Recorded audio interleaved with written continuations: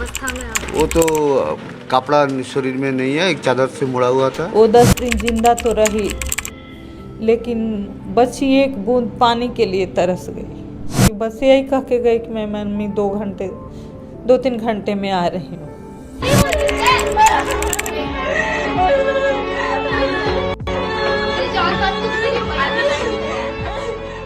तो सर, जब तक ये रेपिस्ट लोग को अपन पुलिस लोग ठोकते नहीं ना, तब तक कुछ नहीं बदलेगा सर।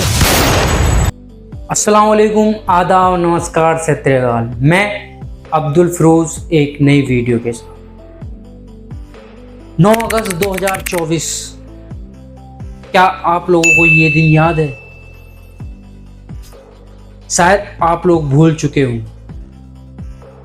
इस दिन पूरे भारत देश में लोगों ने अपने व्हाट्सएप पर, अपनी स्टोरियों पर सिर्फ एक ही स्टेटस लगाया। जी हाँ, मैं बात कर रहा हूं कोलकाता डॉक्टर रेप के बारे में।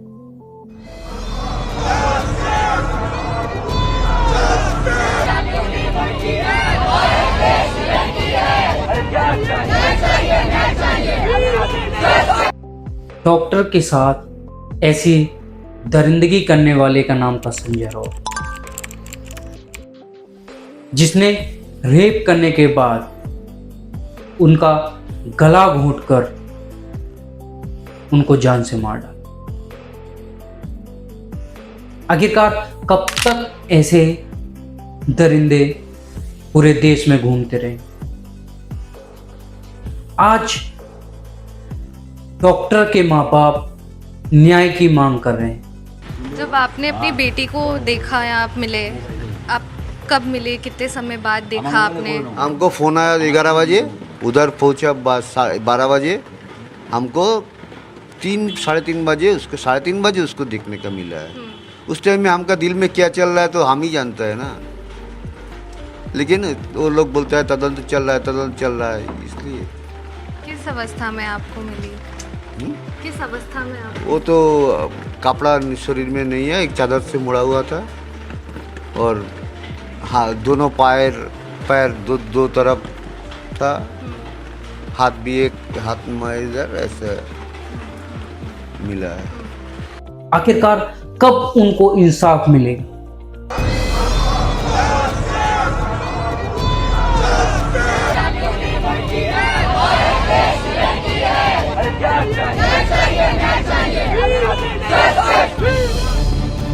कब उनकी बेटी के साथ ऐसी दरिंदगी करने वाले को फांसी की सजा मिलेगी? आखिरकार कब ऐसे लोगों का एनकाउंटर होगा? जिस तरीके से अक्षय शिंदे नाम के एक दोषी का एनकाउंटर हुआ था। पुलिस के पास बंदूक है, क्या शोपीस है? काय के लिए रखी है? Who was he? A school sweeper, Shinde was accused of sexually assaulting 2 4-year-old girls. तो पुलिस ताली नहीं बजा सकती, पुलिस गोली चलाएगी। शायद आपको पता होगा अक्षय शिंदे एनकाउंटर, ये उसी दोषी का एनकाउंटर है जिसने एक स्कूल में पढ़ने वाली 4 और 6 साल की बच्चियों के साथ गलत काम किया था। Who was he? A school sweeper, Shinde was accused of sexually assaulting 2 4-year-old girls. वो बच्चियां स्कूल जाने से मना कर रही थी। उनके माँ बापों ने फिर उनको दिखाया, डॉक्टर के पास लेके गए, और जब जांच पड़ताल में पता चला तो उन 2 बच्चों के साथ यौन शोषण हुआ था। उसको पुलिस ने पकड़ा और पूछताछ हुई। मात्र 1 महीने के अंदर अंदर उसका एनकाउंटर किया गया। आपने एक फिल्म तो देखी होगी, सिम्बा। उसमें किस तरीके से रेपिस्टों का एनकाउंटर किया जाता है पुलिस द्वारा।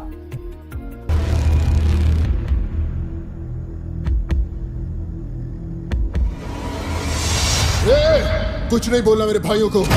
3 कुत्ते बांध के रखे मैंने, उनको पेडिग्री देता है, और चौथा कुत्ता तू नोट देता है तेरे को। भाले राव, तुम्हें कभी किसी का एनकाउंटर करना हो ना तो तुम मुझसे टिप ले लेना। उन रेपिस्ट को मार देना चाहिए, उन्हें जान से मार देना चाहिए भैया। सच बोलूं सर, जब तक ये रेपिस्ट लोग को अपन पुलिस लोग ठोकते नहीं ना, तब तक कुछ नहीं बदलेगा सर। सेम कुछ ऐसी ही सिचुएशन दिखाकर किया जाता है एनकाउंटर।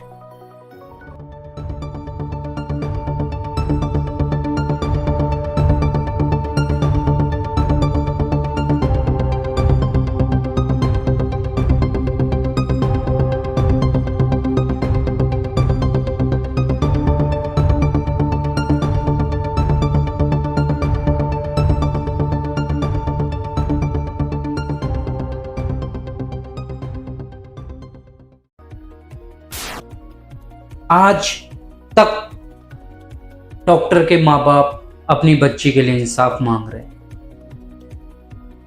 आज तक वो सिर्फ और सिर्फ न्याय का दरवाजा खटखटा रहे हैं कि कब उनको इंसाफ मिलेगा, कब उनकी बेटी के साथ गलत काम करने वाले को फांसी की सजा या उसका एनकाउंटर होगा।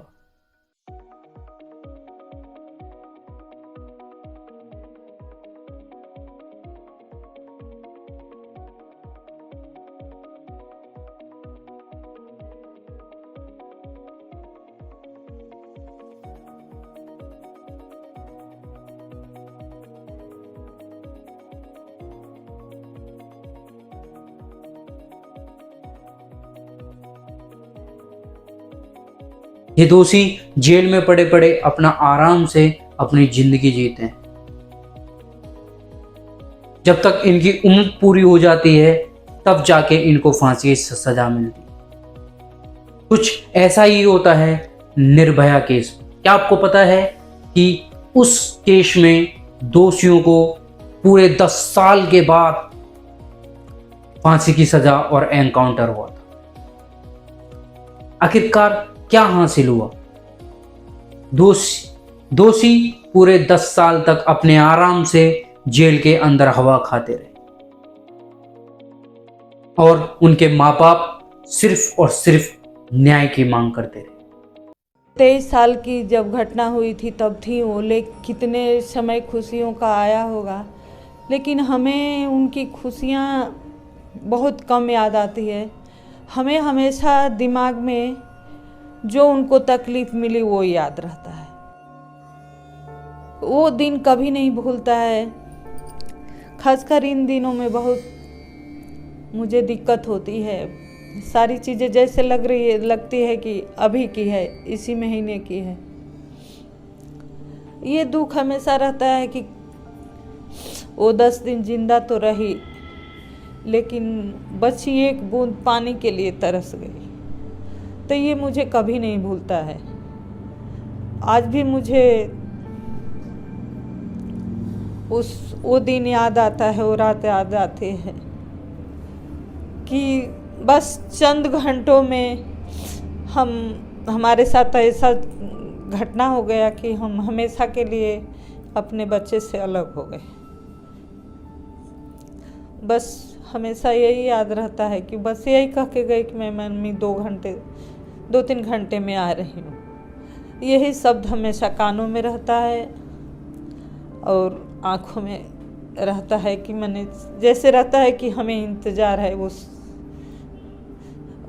वापस आने का। हालांकि ऐसा है नहीं, लेकिन हमें हमेशा यही चीज़ रहता है कि वो जिंदा तो थी, लेकिन एक बूंद पानी नहीं दे पाए हम। तो ये हमेशा याद रहता, कभी नहीं भूलता।